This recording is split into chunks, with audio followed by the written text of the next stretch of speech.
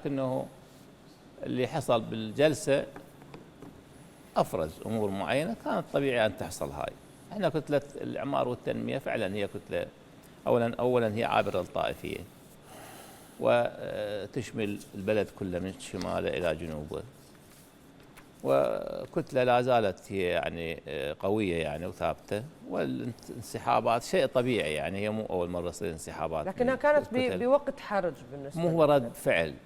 اكو اخوان معترضين وكان قرارهم يخصهم، يعني هو كان خيارهم هذا، معترضين على اللي حصل في الجلسة أم بعضهم شاف رسالة سياسية معترضة على إدارة السيد السوداني للائتلاف تحديدا؟ لا ما لها علاقة إدارة السيد السوداني، الموضوع هو اعتراض على ما حصل في الجلسة، ومع أنهم كانوا هم أحرار في استحقاقاتهم واخذوا استحقاقاتهم وتصرفوا بها، لكنه هم يعني تضامنوا مع بعض الكتل.